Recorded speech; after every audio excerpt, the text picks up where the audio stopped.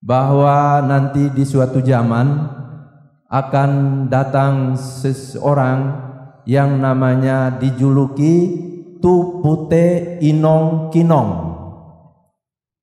Artinya orang putih yang bersih berkilau-kilauan. Asyhadu Allah ilaha illallah wahdahu la syarika lahu wa asyhadu anna Muhammadan abduhu wa rasuluh. ظهر الخسوف وفيه نور والهدى خير لنا ولخيرنا أمر بدا ظهر الخسوف وفيه نور والهدى خير لنا ولخيرنا أمر بدا هبت رياح النصر من محبوبنا مشمولة قد بردت حر العدا في ليلة قدت ثياب غمامها برق الرواعد كان فيها مرجدا قمر معين الصادقين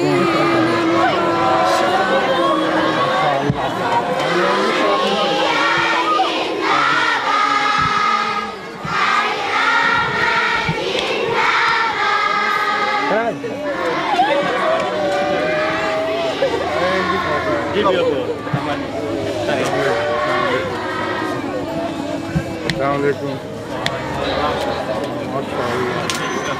Ini sekulenya di ojone lahne.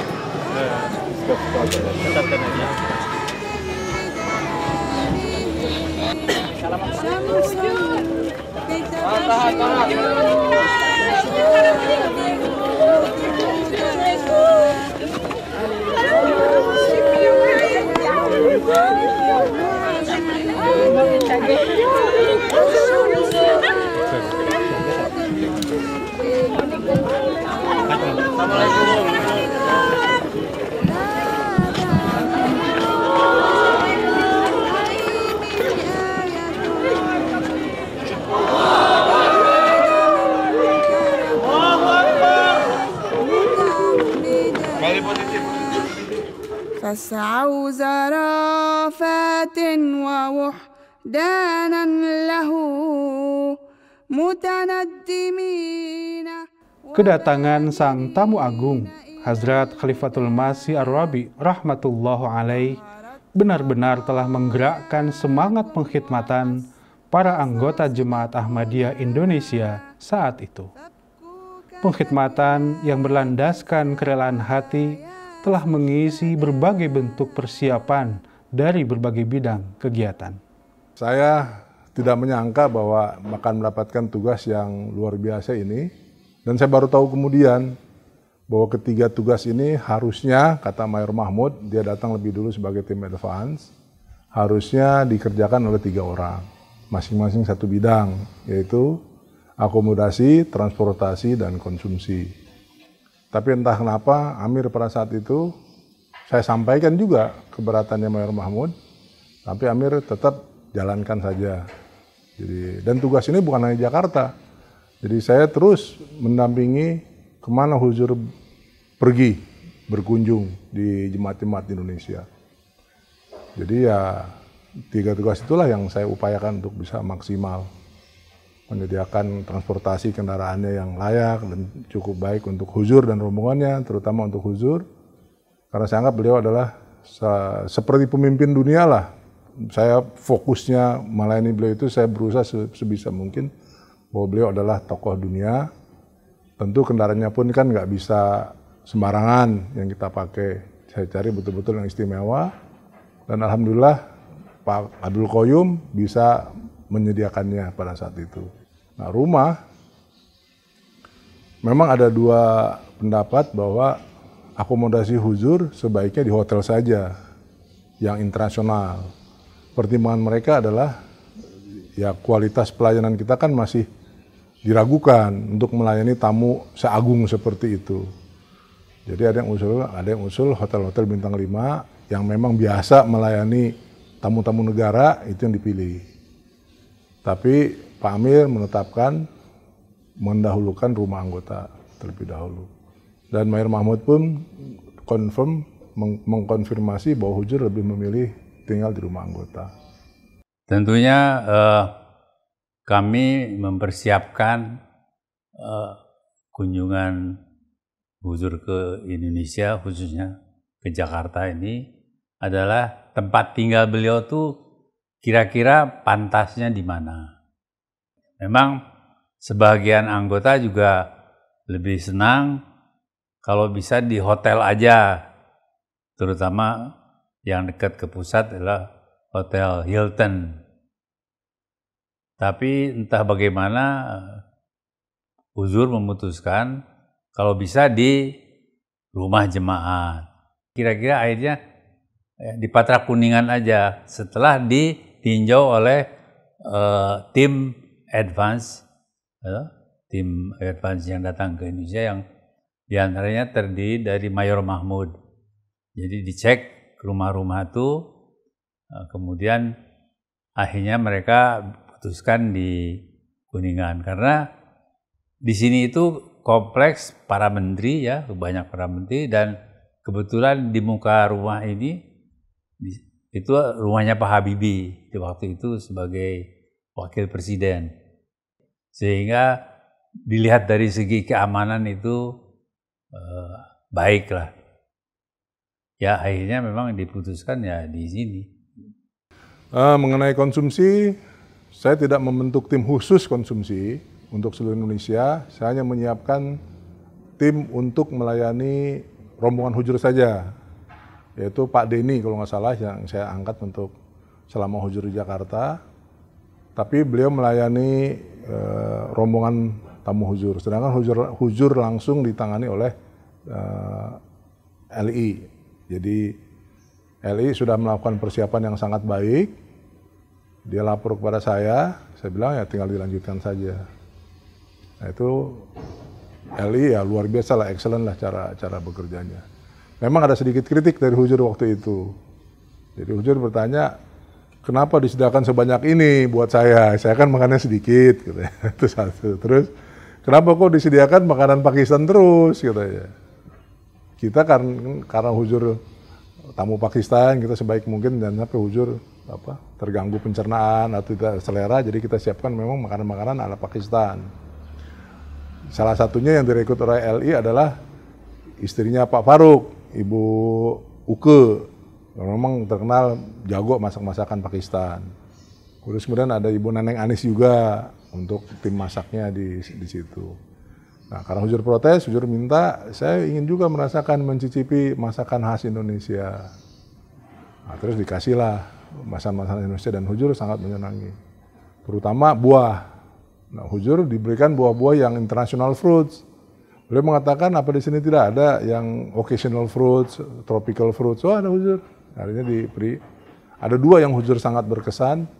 Pisang mas yang kecil-kecil dan nanas. Nanas beliau suka sekali. Nah pisang mas ini saya diprotes sama Mayor Mahmud. Yang banyak protesnya Mayor Mahmud karena beliau memang bertanggung jawab langsung gitu kepada Hujur sebagai kepala keamanan Hujur, dan beliau juga dekat sama saya. Kami bersahabat dengan beliau itu sejak 1989 di Singapura dulu. Jadi 11 tahun kemudian persahabatan masih intens, masih hangat, dan dia bilang seperti itu. Dia bilang, Mubarik, kamu mau kasih Hujur pisang sekecil ini, katanya. Saya bilang rasain dulu, coba rasakan rasanya. Kita coba, wah enak ini. Dan waktu kita berkunjung, jalsa, Hujur pesan khusus 2 buah itu kepada rombongan Indonesia yang akan pergi ke sana. Jadi nanas dan pisang mas kita bawakan. sekitar bulan Juni 2000 ya. Saya waktu itu berada di Surabaya, tapi mendengar kabar bahwa Huzur akan datang ke Indonesia. Lalu baliklah saya ke Jakarta, ya setiba di Jakarta langsung ya kan, saya cari informasi apa tugas yang bisa saya lakukan untuk menghormati ya Huzur gitu kan. Tapi kan kalau obsesi dari awalnya kan kalau Huzur datang kan selalu saya mau jadi supir Huzur gitu kan. Siapa sih yang nggak pengen jadi supir Huzur kan, bisa setiap saat ya kan. Nah saya cari info, nah kebetulan kakak ipar saya, Saudara Mubarik Ahmad, sebagai ketua transportasi dan akomodasi ya. Nah lalu saya ya sampaikanlah niat saya gitu kan. Jadi percakapannya waktu itu kan seingat saya samperin, lalu saya bilang, "Kak baik, ya Huzur pasti datang kan ya? Saya jadi supirnya dong." Dengan yakinnya gitu kan saya sampaikan saya mau jadi supir. Tapi lalu jawaban beliau, "Waduh, kok kamu mungkin terlambat kali ya, ini udah ada 10 apa berapa kandidat nih yang udah siap mau jadi supir Huzur gitu kan." Dalam hati ya mungkin nggak enak juga kalau dia propose saya gitu, mungkin karena dipikir bakal KKN, jadi ya udahlah kalau gitu. Dengan perasaan kecewa saya bilang, ya udahlah kalau gitu apa aja deh, saya jadi yang penting bisa berkhidmat. Ya udah nanti katanya saya lihatlah ya. Udah. Nah, berlalulah beberapa waktu, lalu biasa kan sebelum Huzur datang kan bodyguard selalu datang dulu. Kebetulan waktu itu person in charge-nya adalah Major Mahmud. Di sebulan ya sebelum Huzur datanglah Major Mahmud dulu untuk asesmen. Nah, pertama kali dari airport dia langsung oke, kita rapat untuk mencari siapa supir Huzur. Itu dulu pertama kali rapat, tidak membicarakan yang lain-lain tetapi itu dulu. Nah datanglah waktu itu rapatnya kalau nggak salah di Masjid Balikpapan ya. Saya hanya mendengar ceritanya karena saya tidak tahu kejadiannya.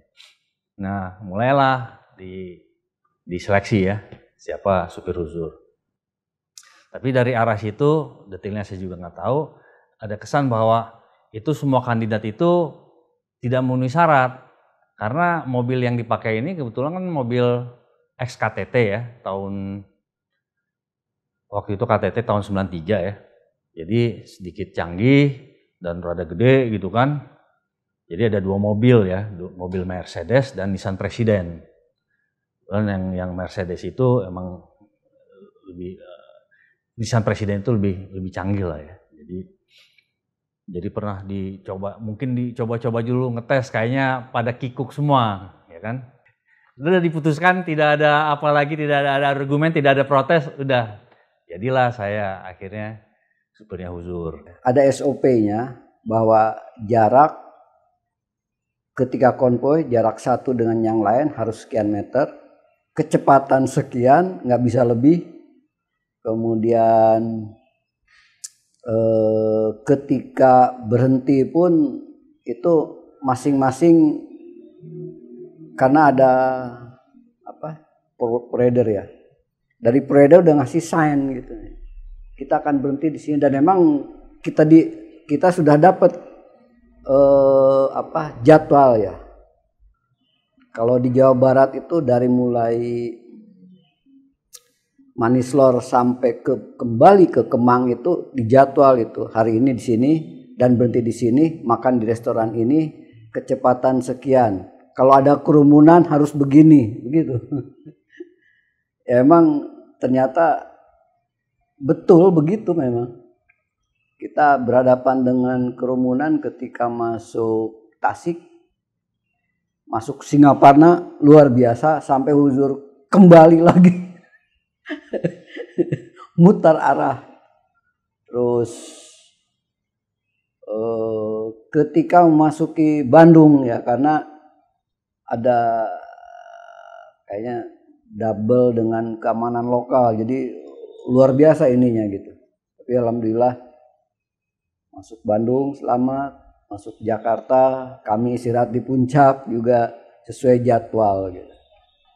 Selebihnya ya kami berhadapan dengan apa ya, sukacita saja gitu.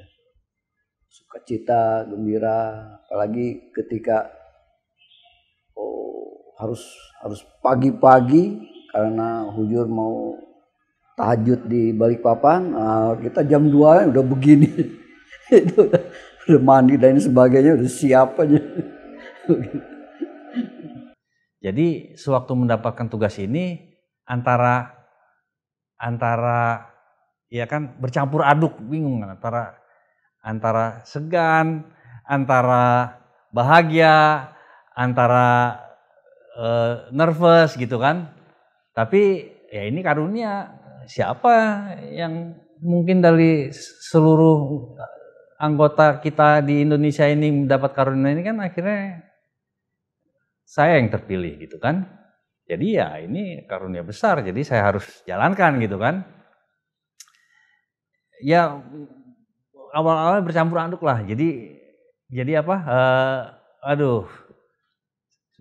yang susah dijelaskan. Jadi ya sewaktu beliau datang ke airport, dari airport ya, saya jemput ke airport, masuk ke mobil ya saya diem aja kan, saya nggak banyak ini kan, cuman mungkin ya beliau tegur assalamualaikum, lalu saya jawab waalaikumsalam gitu kan, tapi ya terus grogi kan. Di perjalanan tuh ada plang, ya kan, waktu itu kan baru merger ya, bank-bank BUMN, di merger terbentuklah Bank Mandiri kan. Nah, beliau tanya, ya kan, what is Mandiri katanya. Saya saking groginya karena waduh bercampur aduk, langsung saya inget aja. Saya jawab, hang it by self katanya. Lalu kan hang it by self katanya kan. Lalu kebetulan ada ipar ya kan. Oh, independen kata. Oh iya independen. Wah, di situ pada ngakak semua karena saya jawab itu. Karena masih awal groginya. Kalau beliau perjalanan gitu kan, selalu disiapin buah segala macam di mobil itu kan. Jadi karena saya taunya nyetir kan, jadi sering ada berapa kali ditawarin sama Huzur, saya tolak gitu kan. Nah, dan sewaktu saya tolak, itu Huzur tidak makan sama sekali itu. Saya nggak notice, tapi Huzur diam aja. Itu nggak disentuh makanannya. Itu yang menurut saya ini juga ya. Akhirnya ditegur saya sama Manajer Mahmud katanya. Kamu kalau ditawarin sama Huzur, ambil, itu tabaruk katanya. Wah, udah semenjak itu apapun juga ditawarkan saya makan. Nah di situ saya lihat setelah saya makan beliau ikut makan. Jadi itu ya seorang khalifah itu luar biasa ya. Kalau ada hal seperti itu dia tidak mau, dia sendiri aja gitu kan, selalu harus berbagi gitu kan. Persiapan di bidang keamanan pun menjadi salah satu bagian yang sangat penting. Para anggota Khuddamul Ahmadiyah Indonesia bahu-membahu menyiapkan dirinya untuk dapat berkhidmat menjaga Hazrat Khalifah selama berada di Indonesia. Jadi memang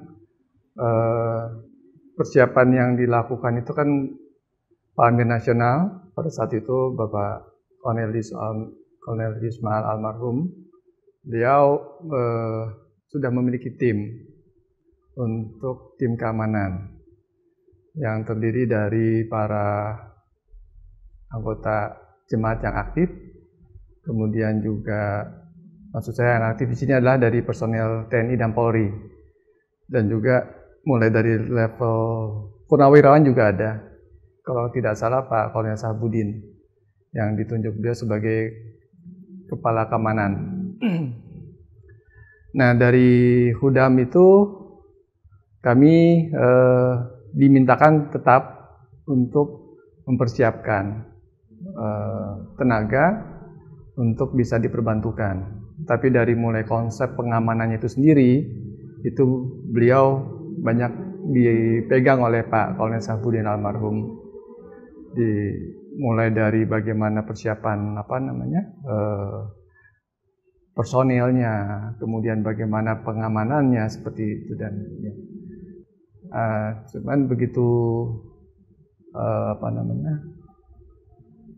ada informasi yang dari Pak Zakir Halim almarhum, beliau sampaikan bahwa biasanya di suatu negara itu kalau huzur datang itu Sadr Khudam yang memegang peran untuk mengamankan huzur. Jadi mengamankan huzur dalam hal ini. Jadi kalau kita persiapan, maksudnya itu definisinya mungkin seperti kayak pas pampresnya lah ya. Pas pampresnya yang melekat kepada huzur itu pengamannya dipegang oleh Khudam. Nah, jadi Sadr Khudam yang pegang peran di situ. Jadi untuk pengamanan huzur sendiri yang melekat itu kita menjadi bagi dua, yaitu Special Security dan General Security, SS dan GS. Tapi pengamanan mulai dari persiapan misalnya koordinasi dengan aparat setempat, lokal, itu dilakukan oleh tim keamanan yang dipegang oleh Pak Kolonel Sahbudin. Seperti itu. Jadi misalnya untuk forwardersnya, kemudian juga untuk pengamanan di sekitar lokasi, koordinasi dengan polisi, itu beliau tim keamanan dari yang sudah dibentuk oleh Pak Amir. Ya, saya masih ingat Mr. Kahlun itu adalah bodyguard huzur ya dari Kanada. Beliau datang lebih awal ke Indonesia memberikan pelatihan kalau tidak salah kepada para hudam. Jadi saat itu para hudam dari berbagai daerah direkrut dari keamanan, ada ratusan lah ya. Tapi semakin hari kan semakin diseleksi, selain fisiknya, kemudian waktu yang harus disediakan selama 22 hari, dan banyak hal-hal lain yang dilihat oleh panitia. Nah, Mr. Kahlun ini kan sangat berpengalaman sekali ya, memberikan gambaran. Ternyata ada hal-hal unik ya, di mana tetap pengamanan VVIP itu kan sebetulnya standar di seluruh, tapi karena kita mengamankan huzur, ada hal-hal formasi-formasi yang agak berbeda dengan pengamanan standar seorang presiden kan. Kami itu dilatih mendapatkan pelajaran tentang pengamanan security itu kan, selain fisik harus kuat oleh beliau. Salah satunya harus kuat berdiri berjam-jam gitu ya. Ini kan luar biasa. Kita dilatih di siang hari dari pagi siang berlatih berdiri. Ini yang membuat betul-betul teringat lah ya. Ya kalau yang nggak tahan bisa menangis itu ya. Tapi mereka kan kuat berdiri gitu ya. Nah, beliau melatihkan formasi pengamanan VVIP huzur, kanan kiri ada yang di depan. Itu selalu dilatih tiap hari. Bagaimana mengamankan, bahkan dari segi pakaian. Nah, pakaian ini kan kita diajarkan kenapa harus pakai jas ya, penampilan, sehingga seperti security yang sangat profesional gitu ya. Berarti kan kalau sudah pakai jas berarti di dalam dadanya itu bisa saja banyak perlengkapan keamanan gitu ya, tidak polos. Nah ini, dan tentu beliau sangat berjasa ya, karena Mayor Mahmud itu kan datangnya sudah mendekat. Kalau beliau ini sudah jauh-jauh hari.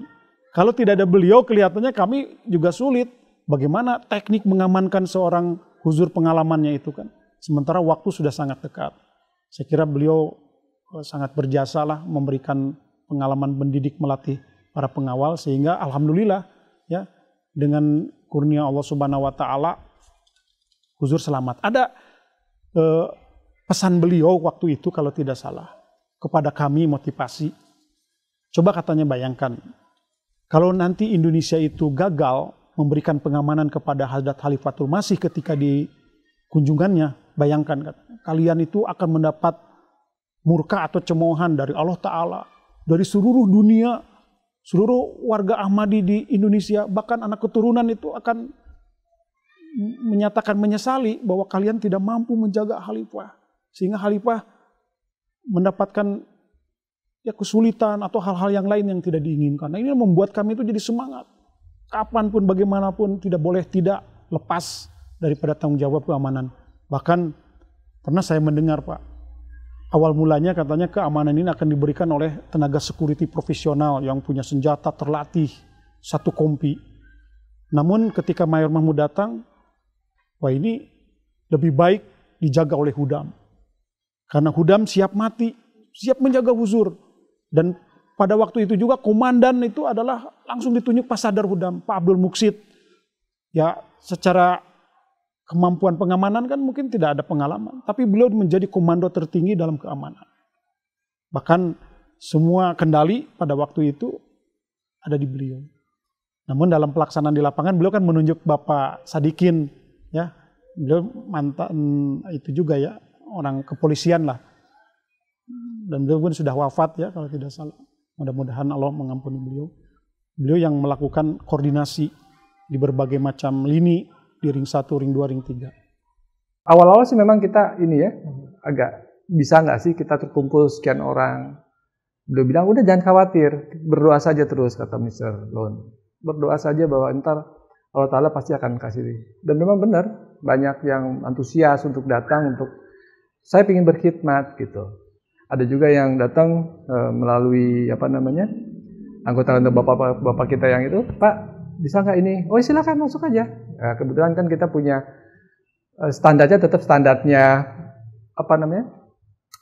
Polri. Kita juga punya yang sudah memang waktu itu ada Pak Sodikin, kemudian secara mental beliau yang melatih, dan juga ada Pak Mulyadi dan juga ikut melatih. Terus kemudian Pak Nur itu juga ikut melatih juga, mendampingi kita lah. Jadi kalau dari segi pelatihan fisik itu kita menggunakan anggota TNI dan Polri yang mulai dari baris berbaris, kemudian fisik lari-lari itu bisa kita lakukan setiap Jumat, Sabtu, Minggu. Tapi kalau untuk manuver-manuvernya itu pada sebulan setelah terakhir lah, itu beliau baru kasih tahu ini seperti ini cara pengamanannya. Nah di situ beliau paling sering mengatakan you have to be alert, harus waspada. Kamu matanya jangan lihat ke huzur. Pokoknya kamu mata harus lihat kepada mana. Kalau kamu misalnya jaga di sini ya, kamu lihat di situ. Kemudian yang sebelahnya kamu jaga lihat ke arah sini. Jadi semua tercover, dia bilang gitu. Jadi pelajaran-pelajaran seperti itu yang. Terus bagaimana nanti kalau misalnya, karena kita kan tidak menggunakan senjata dan tidak diperbolehkan menggunakan senjata entah itu tajam ataupun api. Nah jadi dia bilang apa tamengnya kita? Ya tubuh kalian, tubuh kudam-kudam itu. Kalau misalnya ada orang mau melakukan ini, ya kita simulasi itu biasanya kita pernah lakukan, terutama dilakukan setelah beliau mendapatkan bapak-bapak kita yang anggota TNI itu, mendapat pelajaran dari Mr. Lone juga. Beliau sampaikan presentasi juga kepada beliau, termasuk juga kepada Pak Amir. Nah, terus beliau melakukan simulasi. Nah, beliau lihat, oh iya, cukup itu. Nah, begitu seminggu kepastian huzur mau datang, itu Major Mahmud datang ke Indonesia. Nah, Major Mahmud datang ke Indonesia. Nah, di situ ada Mr. Lone. Saya jangan khawatir, ini saya sudah lihat ini kudam-kudam di Indonesia sudah luar biasa persiapan-persiapannya. Adapun dalam rangka mengabadikan peristiwa bersejarah ini, tim MTA Indonesia bekerja keras untuk mempersiapkan segala sesuatunya secara maksimal, meski halangan dan rintangan harus dihadapi. Saya ingat 2 bulan sebelumnya kan Jemaat Indonesia, pengurus besar Jemaat Indonesia, khususnya panitia yang sudah dibentuk oleh pengurus besar, panitia tamu agung, menyusun rencana kegiatan itinerary atau rencana kegiatan hujur selama kurang lebih 3 minggu ya di Indonesia atau 23 hari di Indonesia. Nah, setiap ada meeting, saya atau tim MTA selalu hadir di situ. Ini persiapan pertama, karena kita tidak ingin ada yang miss gitu ya. Karena kita sudah putuskan di rapat intern MTA bahwa apapun, kegiatan apapun yang dilakukan oleh Hujur di Indonesia harus terekam, harus terdokumentasi. Ya, harus terekam dengan baik, dengan profesional, dengan kualitas yang bagus, baik audio maupun video. Oleh karena itu, acara yang disusun oleh Panitia Tamu Agung itu selalu kita ikuti, karena itu terus berubah. Ya, karena juga Panitia Tamu Agung berhubungan dengan pihak luar juga, ya kan, kerjasama. Ada mungkin acara yang belum confirm tanggal berapa, jam berapa, dan seperti itu yang membuat perubahan. Nah, MTA selalu ikuti, itu persiapan pertama. Ketika fix semua program sudah dibuat oleh Panitia Tamu Agung, disetujui oleh Pak Amir dan pengurus besar Jemaat Ahmadiyah Indonesia, nah baru MTA membuat peta, ya, peta persiapan peliputan istilahnya waktu itu, atau dokumentasi. Kita menghitung atau melihat dulu kegiatannya apa, di mana fokus pada kegiatan Hujur. Hujur akan kemana, di mana melakukan apa, kita terus hitung. Di situ diperlukan berapa kru, alat apa yang diperlukan, itu yang kita hitung dulu, persiapkan dulu. Ya, setelah itu semua selesai, baru kita rapat intern di MTA untuk pengadaan semua alat itu. Ya, terutama yang kita siapkan itu selain peralatan yang kita butuhkan adalah SDM, ya, tenaga. Terus terang pada saat itu kita kan yang sehari-hari di MTA itu hanya 6 orang.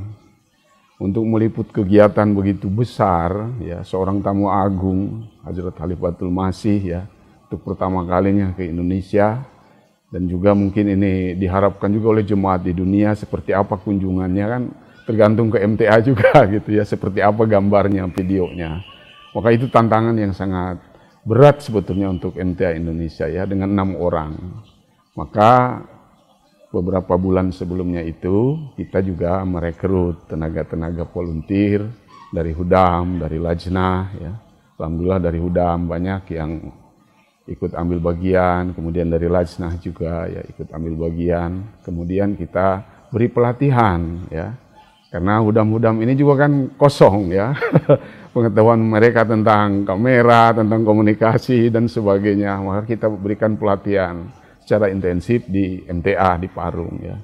Bagaimana melakukan liputan multi kamera, melakukan liputan ya satu kamera, single kamera dan sebagainya, supaya rekaman ini, dokumentasi ini betul-betul berkualitas, bagus gitu. Karena ini kita pertimbangkan ini akan dilihat oleh penerus jemaat nanti ya beberapa tahun kemudian, beberapa tahun kemudian, dan juga mungkin akan dilihat oleh jemaat lain di seluruh dunia. Seperti itu persiapannya kurang lebih. Dan kesulitannya itu ialah kegiatan ini tidak di satu tempat, nasional kan, di berbagai tempat begitu. Betul-betul kita harus berpindah gitu kan. Bukan hanya SDM-nya saja, orangnya, peralatannya juga harus pindah kan. Nah, maka kita hitung-hitung semua peralatan, ternyata peralatan yang kita miliki tidak memadai. Itu kesulitan pertama. Ya, alhamdulillah didukung oleh Bu Koyum, ya, istrinya Pak Insinyur Abdul Koyum, sekretaris audio video waktu itu. Ibu Koyum itu memiliki production house, NPC Studio namanya, di Jalan Salak di Manggarai. Beliau mendukung peralatan itu, dan jemaat juga mendukung rencana kita menyewa peralatan dari luar. Ya, ketika peralatan sudah oke untuk meliput semua kegiatan hujur dimanapun, apapun, kesulitan lain adalah SDM tadi. SDM tadi. Ya, ketiganya kesulitan yang berikutnya adalah bagaimana memindahkan alat itu dari satu tempat ke tempat lain. Itu kesulitan luar biasa. Tidak seperti sekarang, mudah ya. Kesulitan transportasi pada saat itu sulit sekali ya. Ya, tidak seperti sekarang kita searching di Google cari jasa penyewaan box untuk mengangkut peralatan kamera dari satu tempat ke tempat lain, itu gampang ya. Pada saat itu saya terus terang keliling Jakarta cari mobil box. Karena dari penyewaan jasa penyewaan alat bisa dipindahkan harus dengan mobil box yang ber-AC. Seperti itu, ya kan? Nah, itu 1 hari, berapa hari, 3 hari kalau nggak salah saya keliling Jakarta cari, nggak dapat. Akhirnya menggunakan mobil Pak Alto, putranya Pak Koyum ya. Mobil Pak Alto dimodifikasi dengan rupa menjadi sebuah mobil box. Sebenarnya itu bukan mobil box ya. Nah, itulah yang digunakan untuk mengangkut alat itu. Kesulitan lainnya tidak ada driver. Kru MTA yang ada waktu itu tidak semuanya bisa mengendarai mobil. Demikian juga yang volunteer ini tidak ada. Mobil box lagi. Akhirnya saya sendiri terpaksa menyetir kendaraan itu dari Parung ke Jogja, mengangkut peralatan yang besar dari sewaan itu, ya dengan Pak Amar Ma'ruf almarhum. Berdua tuh bergantian. Waktu pulangnya juga sulit sekali, supir nggak ada, saya harus sudah di tempat lain ya untuk menyiapkan peliputan hujur di tempat lain. Jadi akhirnya Pak Amar Ma'ruf almarhum sendiri dari Jogja ke Parung mengangkut alat itu. Akhirnya sampai kendaraannya terbalik itu di Purwokerto karena ngantuk barangkali. Itulah kesulitan bagaimana ya mempersiapkan, mengejar momen-momen di mana hujur akan melakukan kegiatan. Kita harus lebih awal datang di situ dan sebagainya.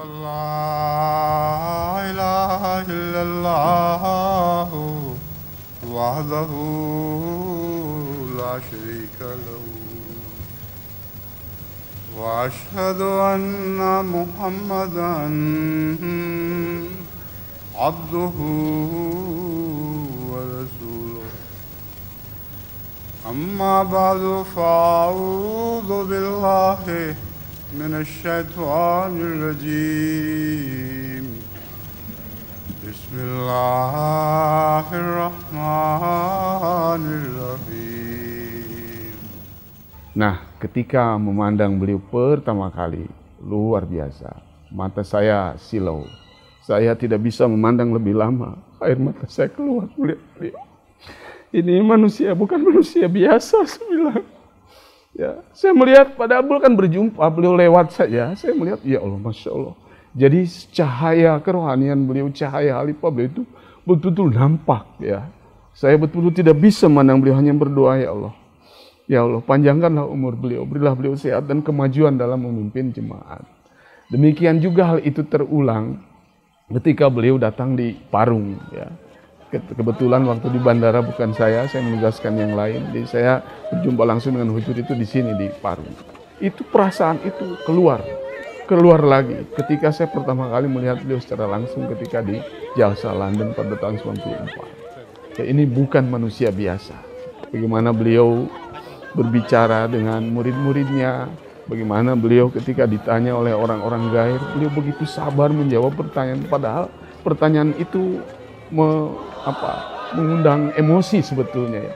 Tapi hujur menjawab dengan sabar, dengan lembut ya. Kecintaan beliau kepada orang-orang Indonesia luar biasa, bukan hanya kepada jemaat, pada bangsa Indonesia pada saat itu. Beliau berkata dengan lembut, menjelaskan Islam dengan lembut seperti itu. يا ربي فاعمر خربها متوحدا يا ربي فاعمر خربها متوحدا